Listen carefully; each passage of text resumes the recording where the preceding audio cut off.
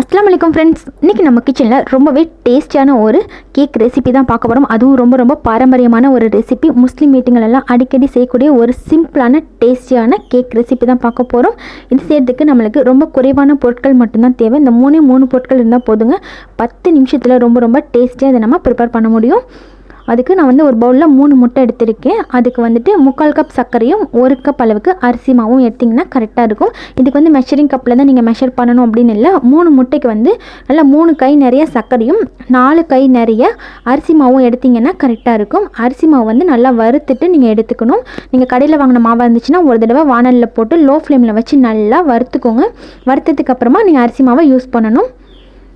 வறுக்காத மாவில் செஞ்சிங்கன்னா உங்களுக்கு பர்ஃபெக்டாக வராது. கேக் உதிர்ந்து போயிடும். மாவு நல்லா வறுத்துக்கோங்க. இப்போ ஒரு மிக்சிங் பவுலில் நம்ம எடுத்து வச்சுருக்க முட்டையை சேர்த்துட்டு இது நல்லா பீட் பண்ணிக்கலாம். முட்டை நல்லா க்ரீமியாக வரணும். அந்த அளவுக்கு முட்டையை நம்ம நல்லா பீட் பண்ணிக்கணும். இந்த கேக் செய்கிறதுக்கு ஓவனோ வேறு எதுவுமே தேவையில்லைங்க. ரொம்ப சிம்பிளாக நம்ம வீட்டில் இருக்கிற பொருளுங்களை வச்சு செஞ்சு முடிச்சிடலாம். ரொம்ப சீக்கிரமாகவும் ரெடி ஆயிரும். அதே சமயம் பார்த்திங்கன்னா இதை நம்ம ஒரு 3லேருந்து 4 நாள் வரைக்கும் வச்சு ஸ்டோர் பண்ணியும் சாப்பிடலாம். கெட்டு போகாமலும் இருக்கும். இப்போ பாருங்கள், முட்டை நல்லா இந்த அளவுக்கு க்ரீமியாக பீட் பண்ணிக்கணும். அதுக்கப்புறமா இது கூட நம்ம ஒரு பிஞ்ச் அளவுக்கு உப்பு சேர்த்துக்கலாம்.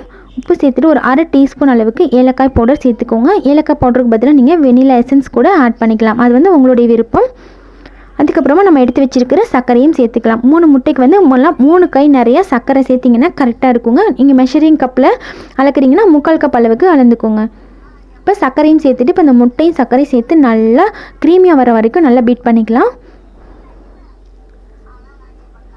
ஒரு 4லேருந்து 5 நிமிஷம் போல் ஆகுங்க இந்த அளவுக்கு இதை நம்ம பீட் பண்ணி எடுக்கிறதுக்கு.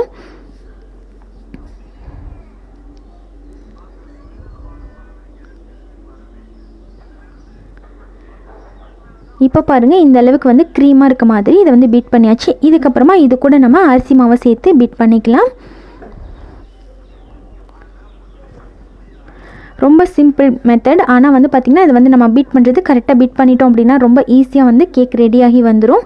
இப்போ அரிசி மாவை கொஞ்சம் கொஞ்சமாக ஆட் பண்ணி இதை நல்லா பீட் பண்ணிக்கலாம்.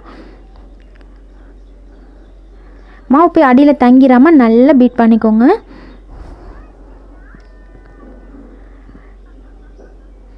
இது ஒரு பாரம்பரியமான ஒரு கேக் ரெசிபினே சொல்லலாம். அந்த காலத்துலலாம் பார்த்திங்கன்னா ஓவன் இல்லாமையே அடுப்புலேயே வச்சு மண் அடுப்புலேயே வச்சு இது செய்வாங்க. ரொம்ப ஈஸியாக ப்ரிப்பேர் பண்ணியிருக்காங்க. ரொம்பவே டேஸ்டியாகவும் இருக்கும். அவ்வளோதான் ஃப்ரெண்ட்ஸ், பேட்டர் ரெடி ஆயிடுச்சு. பாருங்கள், இந்த மாதிரி இருக்கும். நம்ம நல்லா மாவு சேர்த்து பீட் பண்ணதுக்கப்புறமா இதில் அரிசி மாவு சேர்க்கும் போது நீங்கள் மறந்துடாமல் நல்லா வறுத்த அரிசி மாவு மட்டும் மிக்ஸ் பண்ணிக்கோங்க. மாவு இந்த அளவுக்கு நல்லா க்ரீம் மாதிரி இருக்கணும் ஃப்ரெண்ட்ஸ். அந்த மாதிரி பதத்தில் இருக்க மாதிரி பார்த்துக்கோங்க. ஸ்டவ் ஆன் பண்ணிட்டு தோசைக்கல் நல்லா ஹீட் பண்ணிக்கோங்க. அடியில் வைக்கிறதுக்கு நம்ம கேக் முட்டை பீட் பண்ணுறதுக்கு முன்னாடியே தோசைக்கல் நல்லா ஹீட் பண்ணிக்கணும். தோசைக்கல் நீங்கள் யூஸ் பண்ணாத பழைய தோசைக்கல்லை வச்சுக்கோங்க. நம்ம இந்த மாதிரி கேக்லாம் பேக் பண்ணிவிட்டு அதுக்கப்புறமா அதில் திரும்பவும் தோசைலாம் சுட்டோன்னா வராது. அதுக்காக பழைய தோசைக்கல் இந்த மாதிரி யூஸ் பண்ணிக்கோங்க. மேலே நான் கேக் செய்கிற அச்சு வச்சு தான் செய்ய போகிறேன் ஃப்ரெண்ட்ஸ். நீங்கள் உங்ககிட்ட இருக்கிற கேக் அச்சு இல்லைன்னா நீங்கள் உங்ககிட்ட இருக்கிற ஒரு அலுமினியம் பவுல் எது வேணாலும் நீங்கள் யூஸ் பண்ணிக்கலாம். கேக் செய்கிற பவுல் இருந்துச்சு அப்படின்னா கூட நீங்கள் யூஸ் பண்ணிக்கலாம். அதையும் வச்சு நீங்கள் நல்லா ஹீட் பண்ணிக்கணும். இது நல்லா சூடு ஏறணும். நல்லா சூடு ஏறி இருந்துச்சு அப்படின்னா தான் நம்ம கேக் ஊற்றுனதுக்கப்புறமா சீக்கிரமாக வெந்து வரும். இந்த பேட்டர் ரெடி பண்ணுறதுக்கு முன்னாடியே நீங்கள் தோசைக்கல்லையும் அந்த நம்ம கேக் செய்ய போகிற அந்த பவுலையும் வச்சு ஹீட் பண்ணிக்கோங்க. நல்லா ஹீட் பண்ண ஆரம்பித்ததுக்கப்புறமா நம்ம முட்டையை பீட் பண்ணோன்னா கரெக்டாக இருக்கும். அதில் எல்லா குழியிலுமே ஒரு 1/4 டீஸ்பூன் அளவுக்கு நெய் சேர்த்துட்டு நம்ம ரெடி பண்ணி வச்சுருக்க பேட்டர்லேருந்து ஒரு 3/4 ஸ்பூன் அளவுக்கு மட்டும் சேர்த்துக்கலாம். சேர்த்துட்டு மேலே க்ளோஸ் பண்ணி வச்சுக்கலாம். நம்ம க்ளோஸ் பண்ணுற அந்த மூடியில் நெருப்பு வச்சோம் அப்படின்னா ரொம்ப சீக்கிரமாக வெந்து வந்துடும். நெருப்பு வச்சு தான் செய்யணும் அப்படின்னு அவசியம் இல்லை. நீங்கள் மேலே நெருப்பு இல்லாமலும் செய்யலாம். நான் இன்றைக்கி கொஞ்சம் போல் மேலே நெருப்பு வச்சுருக்கேன். இப்போ ஒரு 3லேருந்து ஒரு 4 நிமிஷத்துக்கு அப்புறமா இதை எடுத்து நம்ம பார்த்தோன்னா நல்லா சூப்பராக வெந்து வந்துடும். இது பார்த்திங்கன்னா அந்த காலத்துலலாம் பார்த்திங்கன்னா கீழே விறகடுப்பில் மேலே நெருப்பு வச்சு கீழே மணல் வச்சு செய்வாங்க. இது நம்ம கேஸ்லேயுமே ஈஸியாக ப்ரிப்பேர் பண்ண முடியும். இன்றைக்கி நான் கேஸ் அடுப்பில் தான் சுட்டு எடுத்துருக்கேன். பாருங்கள் ஃப்ரெண்ட்ஸ், இது போல் நல்லா 3 நிமிஷத்துக்கு அப்புறமா கீழே கோல்டன் கலர் வந்ததுக்கப்புறமா நம்ம ஒரு பிளேட்டுக்கு மாற்றிட்டு சர்வ் பண்ணிக்கலாம். மேலே இன்னும் கொஞ்சம் நம்ம நெருப்பு நல்லா அதிகமாக வச்சோன்னா மேலேயுமே நல்லா செவந்து வரும். நெருப்பு இன்றைக்கி கொஞ்சம் கம்மியாக தான் நான் வச்சுருந்தேன். அதனால மேலே அந்தளவுக்கு நிறையா செவந்து வரலை.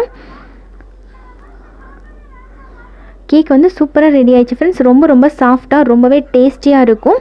ரொம்ப ஈஸியாகவும் ப்ரிப்பேர் பண்ண முடியும். இதே மெத்தடில் கண்டிப்பாக நீங்களும் செஞ்சு பாருங்கள். எப்படி இருந்துச்சுன்னு உங்களோட ஃபீட்பேக்ஸை கமெண்ட்டில் ஷேர் பண்ணிக்கோங்க. தேங்க்யூ.